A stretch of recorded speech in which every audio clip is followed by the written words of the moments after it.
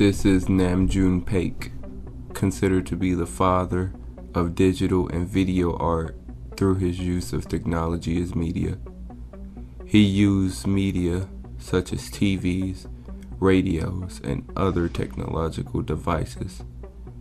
NamJunePaik was born in Seoul, South Korea, but had to flee his hometown because of the war between South and North Korea.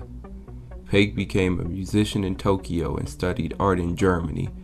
Paik did eventually move to New York in 1964 and died in Miami 2006. NamJunePaik was a member of the Neo-Dada Fluxus movement. This movement focused on the use of mass media, found art, and performance. Here are some of Paik's works.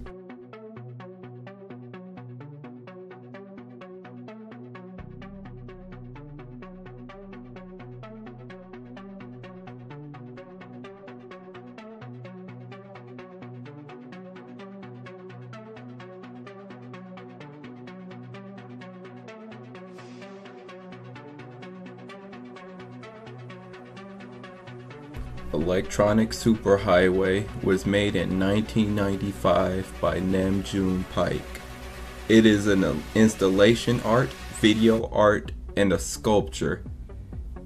Its dimensions are 15 by 40 by 4, and it resides currently at the Smithsonian American Art Museum area. And here she is. This beauty is NamJunePaik's Electronic Superhighway. Let's start with the simple stuff. The piece was made in 1995 and contains 575 feet of multicolored neon tubing, 336 televisions, 50 DVD players, and 3,750 feet of cable. Patterns of neon tubing were made to resemble the U.S., and behind every state, televisions relay a different image which relates to the culture of its own area. For example, Idaho is potatoes, just a loop of potatoes, and Kansas is a scene from The Wizard of Oz. This piece is based off the U.S. Interstate Highway. The Interstate Highway was a project based around 1944 to 1956 and kept improving for nearly 4 decades. Its purpose was to drastically shorten the amount of time it took to travel interstate, as with conventional driving, took nearly 2 months to travel throughout the entirety of the 48 states. Paik even commended the production of the highway because it gave everyday people the ability to see the USA in your Chevrolet. This was an extremely important change and gave the people 2 things: a new method of travel and a viable option to travel interstate without flying. Referring back to Electronic Superhighway, with the introduction of the superhighway, people are able to travel more and theoretically able to indulge in the culture of a different state. In 1950, TV became mainstream, and by 1990, 90% of all the homes in the U.S. contained a TV.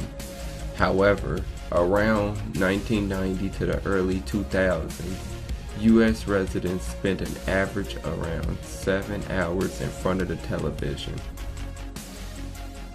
However, the trouble comes in with the fact that many people went to work for long hours and returned home to TV for 7 hours. This left only 8 hours, which you guessed was spent sleeping. The negatives is that the culture of each state is determined by what the public determines it to be. For example, New Mexico has pictures of bar, assumably due to many Native Americans who had a history of difficulty with dealing with alcohol, or so popular culture dictates. This simplifies the culture of a single state and reduces it to a single ideology, which can positively or negatively label a state. This proved dangerous to the U.S. overall image because since many didn't travel to experience the U.S., many relied on the TV to tell them what was happening where.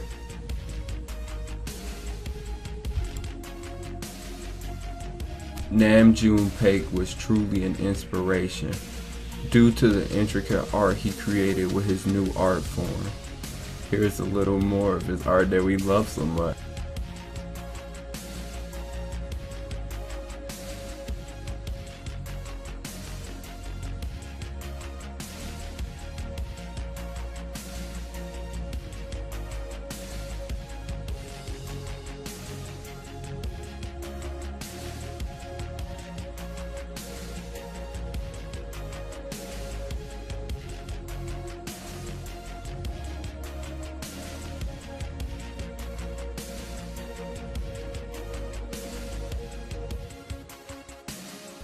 In the end, Paik was right about one thing: the idea that something was to see the United States interstate highway, something that allowed people to travel to other states at the touch of a button. He saw the creation of the internet.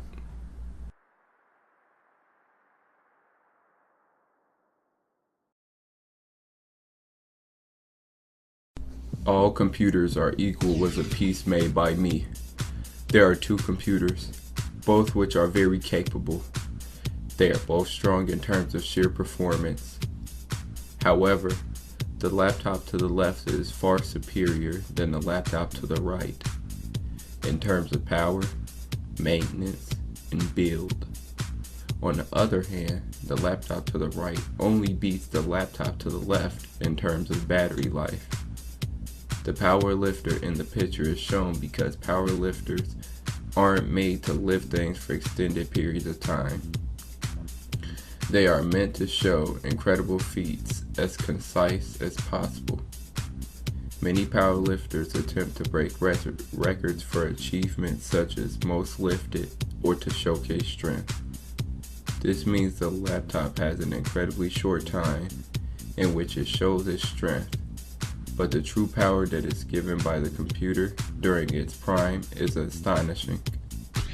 On the right computer, it has a picture of a blind man because the screen is broken and constantly flickers, making it more difficult to gaze upon for longer hours.